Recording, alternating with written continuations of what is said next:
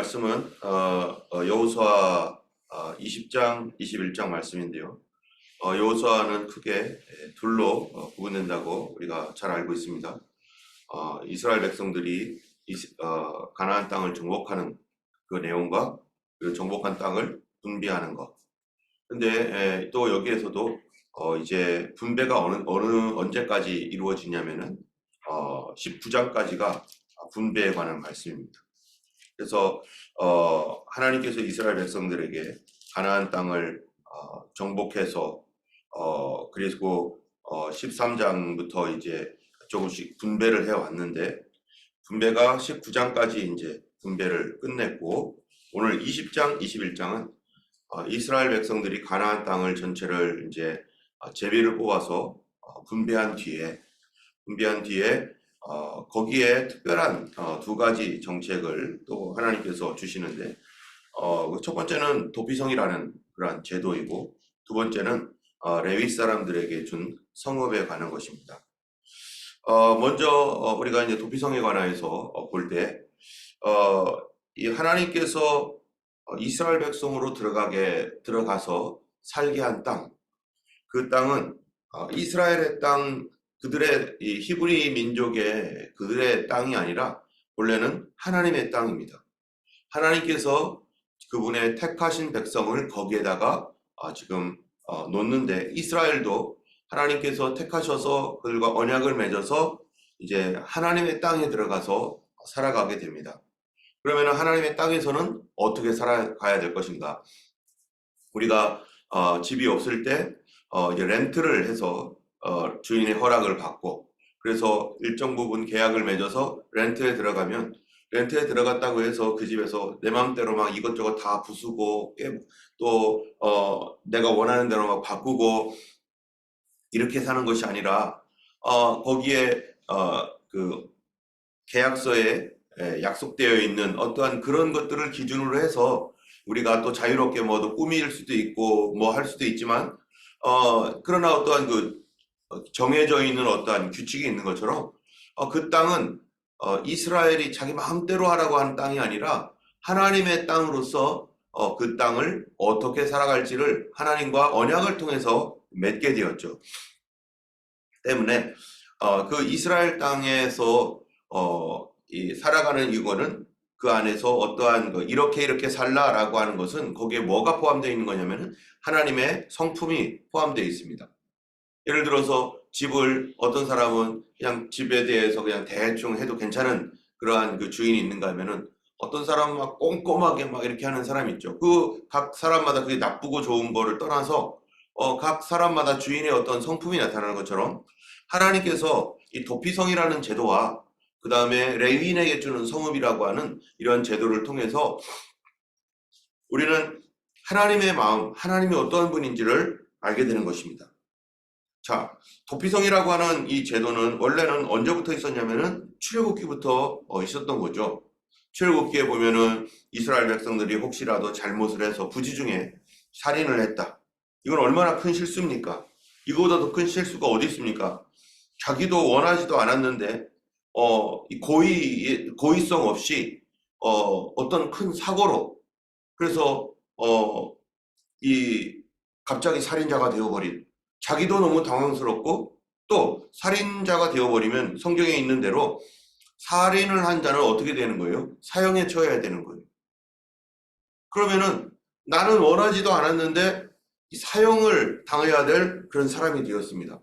이게 어디에 있는 거냐면 율법에 기록되어 있는 거예요. 사형에 해당하는 여러 가지 죄는 이 제사를 드려도 되지 않아요. 그래서 이 사람을 죽인 자는 사형이다라고 하는 이 제도 때문에 이 사람은 고의성도 없는데, 내가 일부러 그런 것도 아니고 어떠한 실수에 의하여 또 어떤 그 사건에 의하여 그렇게 되므로 내가 연루되어서 살인자가 될 때 어떻게 할 것인가? 이 원래는 광야에서 이스라엘 백성들이 출애굽을 해가지고 이제 성막을 짓고 그리고 가나안 땅으로 이렇게 이제 행진해 나갈 때 그런 일들이 있을 수 있었기 때문에, 그때는 어떻게 했습니까? 이 성막을 지은 상태에서는 그들이 그런 부지중의 살인자들은 어디입니까? 성소로 들어가서 성막으로 들어가서 거기에 번제단이 있는데 번제단 뿔을 붙잡게 돼 있어요. 그럼 그 당시에는 함께 모여 있기 때문에 이제 어떤 문제가 생기면 빠르게 그 성막으로 회막으로 달려가 가지고 거기에 번제단 뿔을 붙잡으면은 그 사람이 거기서 당장 살인자로서의 어떠한 이러한 이 책임이 있지만 자기가 재판받을 수 있는 시간도 벌고 또 부지 중에 살인한 것이 확인이 되면은 그가 살 수 있는 어떤 그러한 그 조건이 되었는데 이제 가나안 땅이라고 하는 넓은 땅으로 갔습니다. 그러면은 사람들이 어떻게 해야 돼요? 이제 어떤 문제가 생기면은 성전이 있는 곳으로 달려와야 되는데 성막이 있는 곳으로 달려와야 되는데 이 성막이 있는 곳으로 달려오려다 보니까 너무 멀어요. 예전에는 같이 모여 있었기 때문에 200만 명 정도 되는 사람들이 함께 모여 있었기 때문에 조금만 달려와도 되는 건데 이거는 이제 지금 이 저쪽 단부터 해가지고 이 밑에 지방 뭐 해서 굉장히 넓은 지역인데 이 지역에서 어떤 문제가 생겼을 때마다 달려오다가 어떻게 됩니까? 복수를 당할 수도 있는 어떤 이런 상황입니다. 때문에 하나님께서 그들을 위해서 그러한 경우를 위해서 각 성읍의 중간중간에 이제 도피성이라는 제도를 만들어놔서 부지중 살인한 자, 잘못해서 실수로 고의 없이 그런 살인한 자가 재판을 받을 수 있도록 그리고 그거를 확인받고 그리고 보호받을 수 있도록 하는 제도가 바로 도피성 제도입니다. 그래서 하나님께서 이제 7절에 보면은 어떻게 했냐면은 납달리 산지의 갈릴리 게데스와 에브라임 산지의 세겜, 유다 산지의 기럇 아르바, 곧 헤브론, 그리고 또 루벤 지파 중에 평지 광야 벳셀, 갓 지파 중에서는 길르앗 라못과 므낫세 지파 중에서는 바산 골란, 이렇게 총 6개 그 이스라엘 전체 큰 지역에 6개의 지역을 6개의 성읍을 지정해서 그곳에 도피성을 마련해 놓고 누구든지 고의 없이 실수로 살인한 사람들은 그리로 도망할 수 있도록 이렇게 만들어 놨습니다. 그래서 언제까지 거기에 있게 되는가? 여기 6절에 보면은 그 살인자는 회중 앞에 서서 재판을 받기까지, 그렇죠? 이제 이 사람이 도망오면은 그 사람을 일단 받아주고 그래서 뭐를 받을 수 있도록요? 재판 받을 수 있도록. 지금 이게 언제적 얘기입니까? 이 3,000년 전, 4,000년 전 가까이 되는 이야기입니다. 그 당시에 사람이 어떻게 재판을 받을 수 있어요? 재판 받으려면은 쉬운 일입니까, 그게? 재판 없이 그냥 동네 사람들이 대충 뭐 이렇다 하면은 그냥 그 여론에 의해서 막 이렇게 하기도 했던데, 그런데 여기서는 재판을 받을 수 있도록, 객관적 재판을 받을 수 있도록 그 사람이 고의인지 아니면 과실로 그런 건지 이런 것들을 재판을 받을 수 있도록 해주고, 그리고 거기에서 이 사람이 고의다, 과실이 아니라 고의다라고 하면은 그 사람은 사형에 처하는 거예요. 그런데 이 과실인 경우에 그 사람을 보호해주고 언제까지요? 대제사장이 이제 죽을 때까지. 대제사장이 죽을 때까지 그 도피성에서 떠나지 않고 거기에 머물러 있으면서 그 사람의 생명은 보존이 되고 이 사람을 누구도 건들 수 없도록 지켜줍니다. 그리고 제사장이 죽은 다음에는 한참 시간이 지나겠죠. 그러면 자기 집으로 돌아갈 수 있든지 또 자기가 원하는 곳으로 거기 나가서 자기가 원하는 어떤 곳에서 살 수도 있는 이러한 것이 바로 도피성 제도라는 것이죠. 여러분, 이러한 도피성 제도를 통해서 하나님은 어떠한 분인가 우리가 생각해 봐야 되는 거예요. 하나님은 우리가 고의로 어떠한 실수가 고의가 아닌 이 과실로 그만 자기가 자기 생명이 위태로워지게 될 때 하나님은 그를 불쌍히 여기셔서 그가 살 수 있는 길을 열어주시고 그리고 그 사람으로 하여금 안전하게 보호받을 수 있도록 해주신다는 겁니다. 자, 그러면 여기에서요, 이것이 뭐냐면은 율법 중에 하나죠. 자, 그럼 이게 두 가지 율법이 있어요. 하나는 뭐냐면은 어떤 사람이 누구든지 살인을 하면 그 사람은 용서 없이 죽어야 된다라고 하는 이 율법이 하나가 있습니다. 그렇죠? 살인자는 당연히 죽어야죠. 그 사람이 고의로 했든 과실로 했든 살인을 했다라는 것은 그 사람의 생명을 빼앗은 것이고 엄청난 사건이죠. 이건 당연히 죽어야 되는데 또 다른 율법이 하나가 더 있어요. 그 율법은 고의로 살인하지 않은 사람들은 도피성으로 피하면 그 사람을 철저하게 보호한다. 그래서 이 두 가지 상황에서 고의로 살인하지 않은 사람, 잘못하여 실수로 죄를 저지른 그 사람이 자기가 살기 위해서는 또 다른 율법으로 도망가야 되는 건데 거기가 도피성이라는 겁니다. 율법으로 지정해준 이 도피성으로 도망가지 않으면 그 사람은 그 살인죄에 의하여 그냥 죽을 수밖에 없지만, 그러나 도망가서 거기에 들어가면은 그 또 다른 율법에 의해서 살리게 된다는 거예요. 그래서 한 사람의 생명이 어떤 율법으로는 이 사람이 죽고 어떤 율법으로는 이 사람이 살 수 있도록 만들어 놓아서 율법으로서 죽기도 하고 그 율법으로서 살기도 한다는 거예요. 여러분, 이것이 무엇을 의미하는 것입니까? 우리가 살면서 사람들은 이 땅에 모두가 성경에 보면은 뭐라고 하고 있어요? 사람들은 그 죄값으로 인해서, 죄의 삭은 사망이다, 죄의 값으로 모두가 죽을 수밖에 없는 죄인이라는 것이 하나님의 말씀이고, 한 번 죽는 것은 정한 것이고 그 후에는 반드시 심판이 있다라고 분명히 성경에 얘기하고 있습니다. 그런데 이 땅에 살고 있는 우리 사람들은요, 우리가 고의로 어떠한 처음부터 고의로 죄인이 되었습니까? 태어나 보니까 죄인이었어요. 우리 부모님이 죄인이었고, 그리고 나도 죄성 가운데 태어났는데 위로 쭉 올라가 보니까 아담이 죄를 지었던 거예요.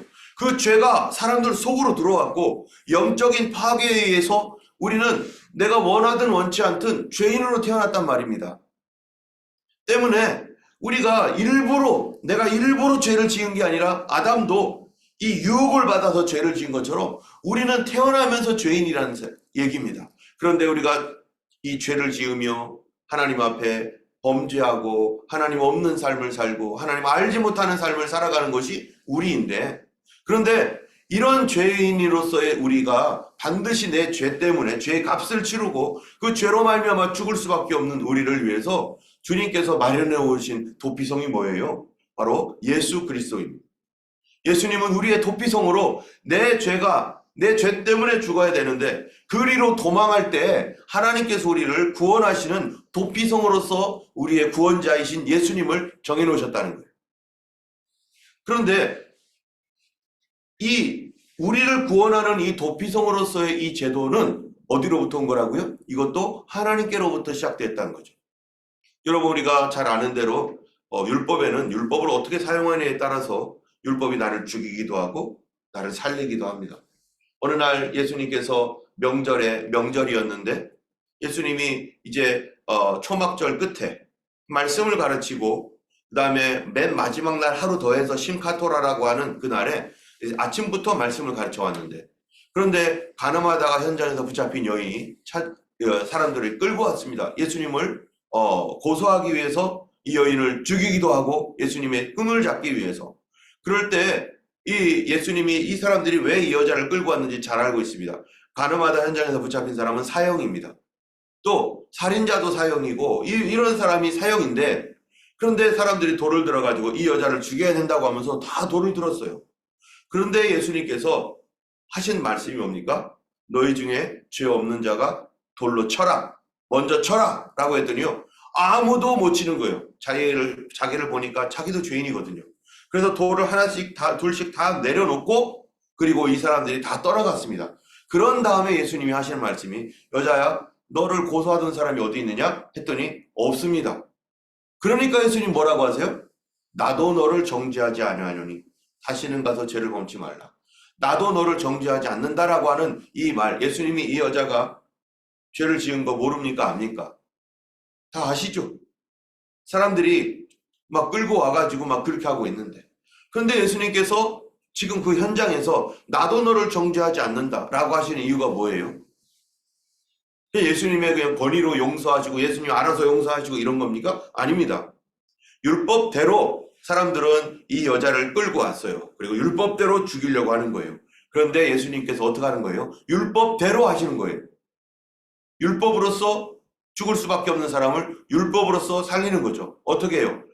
어떤 사람이 죄에 대한 그런 살인, 사형에 해당하는 죄의 형벌을 받아야 될 때는 반드시 뭐가 있어야 됩니까? 증인이 있어야 돼요. 증인이 두세 사람 이상의 증인이 있어야 되는데 지금 돌을 들어서 이 여자를 죽이려고 했던 그 사람들이 아무도 없는 거예요. 증인이 아무도 없어요.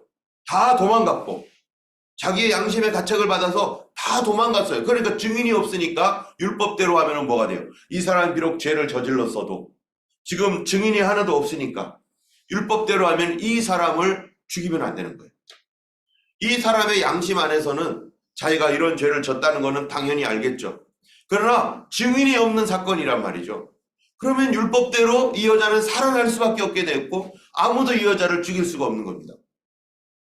그래서 예수님이 하신 게 율법으로서 율법을 어떻게 하는 거예요?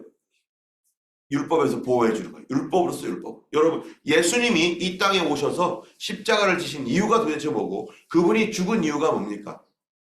율법으로서는 우리는 죄로 말미암아 죽을 수밖에 없는 사람이고 하나님의 심판 가운데 있는 사람이고 그런데 하나님의 눈으로 보니까 우리 자신들은 어떤 사람들이에요? 내가 일부러 죄를 지은 죄인이 되고자 했던 사람은 아무도 없죠. 태어나 보니까 죄인인 거예요. 이 아담이 범죄함으로 말미암아 그 범죄의 이 뭡니까? 죄가 우리 속에 들어와 버렸고 태어나 보니까 죄인이 되어 있는 거예요. 이런 상황에서 하나님께서 우리를 구원하기 위해서 하신 일이 이 율법으로는 우리가 죄로 말미암아 심판을 받아야 되는데 그런데 또 다른 율법이 있는데 그게 바로 여기에 도피하는 자. 도피하는 누구에게로요? 하나님이 지정해 놓은 그곳으로 도피하는 사람은 하나님이 거기에다 뭐를 주셨어요? 율법으로서 살도록 준비해 놓으신 거예요. 근데 율법으로 살도록 준비해 놓으신 그 도피가 우리에게 있어서는 어떤 도피입니까? 구약에서는요. 사람이 죄를 지으면 그 죄 용서함 받기 위해서 어떻게 해주죠? 그 죄 용서함 받기 위해서 희생 제물로 하나님께 번제, 소제, 화목제, 속건제. 그런데 사형에 해당하는 죄는 안 되는 거예요. 그렇다면은 왜 이 사형에 해당하는 죄는 동물로서 제사를 드릴 수가 없습니다. 그럼 동물로서도 죽을 수가 없어요. 누가 죽어야 돼요? 자기 자신이 죽어야 되는 거예요. 그런데 사람은 사형에 해당하는 이 죄를 저지른 우리까지라도 우리의 죄를 담당하기 위해서 누가 죽습니까? 예수님이 율법대로 예수님이 우리 죄를 대신하여 죽습니다.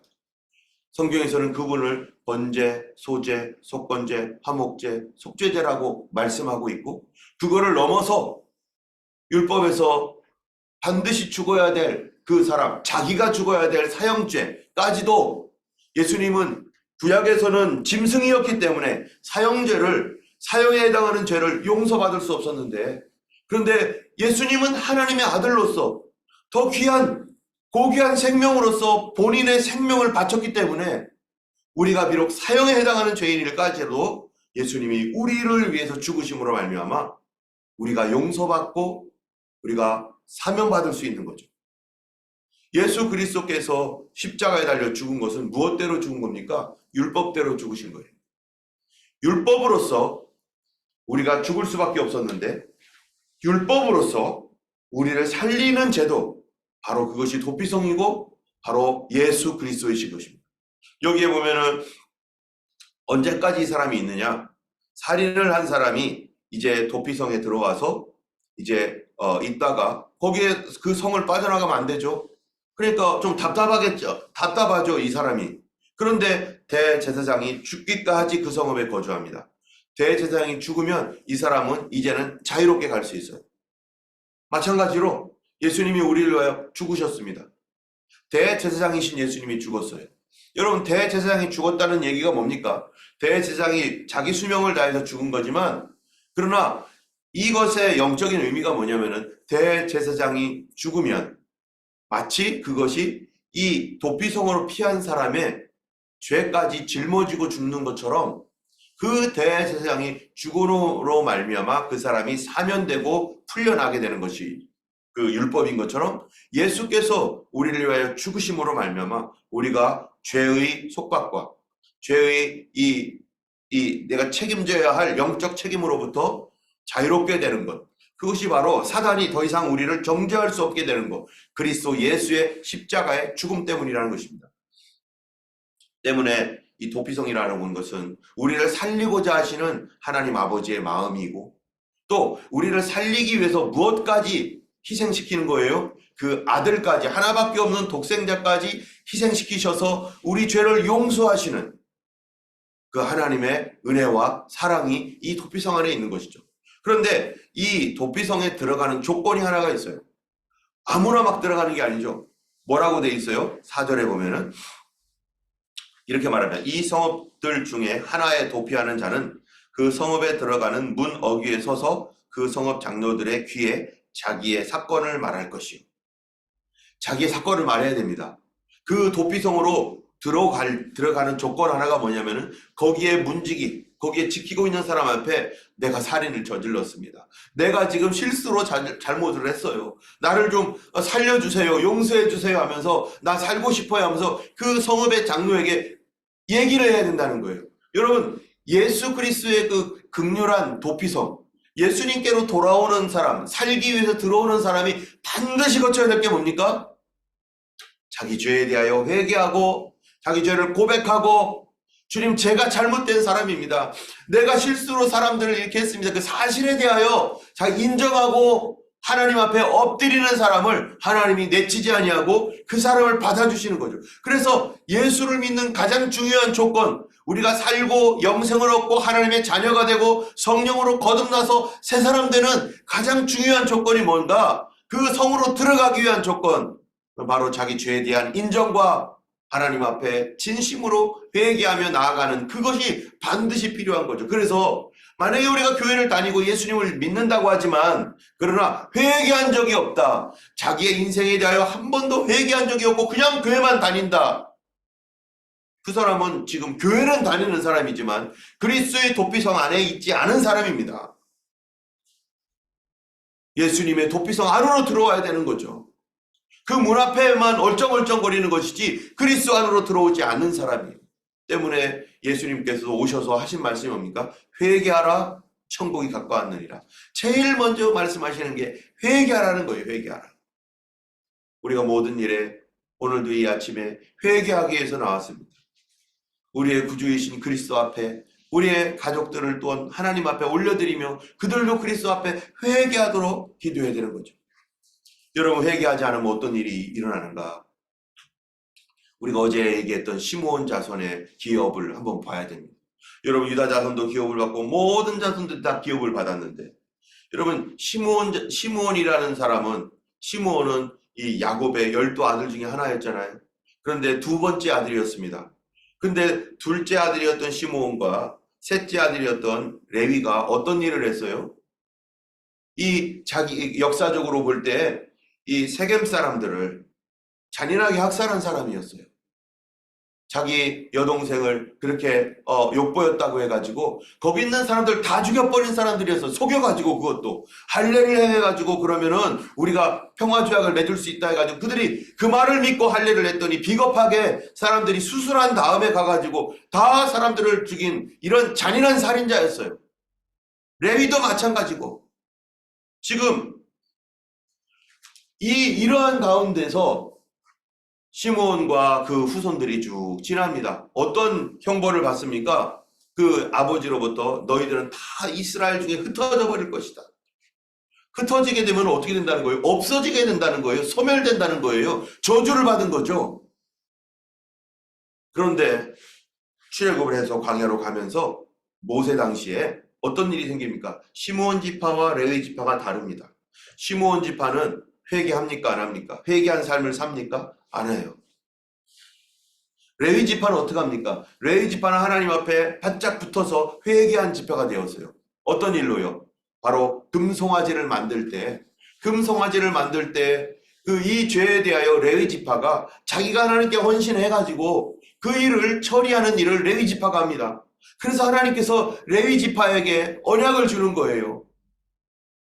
그런데 시므온 지파는 거기에서도 잠잠했고, 뿐만 아니라 고스비 사건, 바로 이 이스라엘 백성들이 이 모압 지방에 갔을 때 모압 여자들과 그 우상 숭배에 참여해가지고 거기서 온갖 음란한 일들을 했을 때 제일 앞장섰던 사람이 누구냐면은 바로 시므온 지파였어요.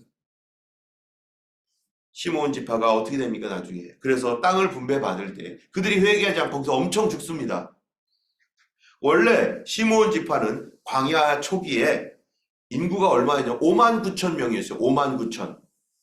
그런데 광야를 통과해서 고스비 사건, 바로 그러한 그 우상숭배의 죄를 통과한 다음에 그 다음에 한 번 더 인구 조사를 했더니 시므온 지파가 몇 명이냐? 2만 2천이에요. 6만 명에서 약 6만 명에서 2만 명으로 줄어버렸어요. 거기에 제일 많이 가담했던 사람들이 누구냐? 시므온 지파였어요. 그런데 이 시므온 지파가 드디어 이스라엘 가나안 땅에 들어갔는데 땅을 분배받습니다. 땅을 분배받을 때 어떻게 분배받았는가? 19장 1절에 보면 이렇게 말해요. 둘째로 시므온 곧 시므온 자손의 지파를 위하여 그들의 가족대로 제비를 뽑았으니 그들의 기업은 어디 중에서? 유다 자손 기업 중에서라. 유다 자손의 기업이 이렇게 있는데 그 안에 한 구퉁이를 시므온 지파가 뽑습니다. 시므온 지파가 가져요. 왜? 인구가 2만 2천밖에 안 되니까. 그러다가 나중에 어떻게 됩니까? 시므온 지파가 역사 속에서 사라집니다. 시므온 지파가 사라져버려요. 완전히 소멸되어 버렸습니다. 그런데 반대로 레위 지파는 어떻게 됩니까? 똑같은 죄를 저질렀는데 죄를 졌다고 포기하면 안 되죠. 그 문제에 대하여 해결하고 하나님 앞에 엎드리고 하나님 앞에 회개하고 돌아오는 그것이 있어야 되는 거죠. 그런데 그 이미 선포된 말씀은 하나님 말씀이기 때문에 없어지지 않아요. 다 흩어질 것이라는 거. 그런데 레위 지파는 흩어집니다. 흩어지는데 어떻게 흩어지느냐? 존귀하게 흩어져요. 여러분 21장이 그거 아니겠어요? 레위 사람의 성읍이 있는데 각 성읍에 이스라엘 백성이 다 이제 분배를 받습니다. 그런데 레위 사람들은 이 하나님이 기업이 되었고 그들은 제사장 그룹이 되었고 하나님의 집에서 일하는 사람으로 각 성에서 뭐 하는 사람이에요? 성경 가르치는 성경 교사로 그들이 부름이 되어서 이 이스라엘 전역으로 퍼집니다. 그런데 그들이 저주를 받은 그러한 그 야곱의 저주를 받은 거로 인해서 퍼지는 거였지만 그러나 하나님은 그거를 뭘로 바꿔요? 축복으로 바꿔서 그들이 그 일에 하나님의 존귀한 존경받는 교사로서 목회자로서 제사장으로서 하나님 다 바꿔버려요. 우리가 비록 범죄하고 실수해도 하나님 오히려 그거에 대해서 하나님 앞에 엎드리며 회개하고 하나님 앞에 살아갈 때 우리의 그 저주가 오히려 변하여 축복으로 변하게 하시는 하나님. 그런데 거기에 보면은 하나님이 뭐라고 되어 있냐면은 2절, 21장 1절, 2절을 한번 읽어보면요. 그때 레위 사람의 족장들이 제사장 엘르아살과 눈의 아들 여호수아와 이스라엘 자손 지파 족장들에게 나와 레위 사람이 나와 뭐라고 해요?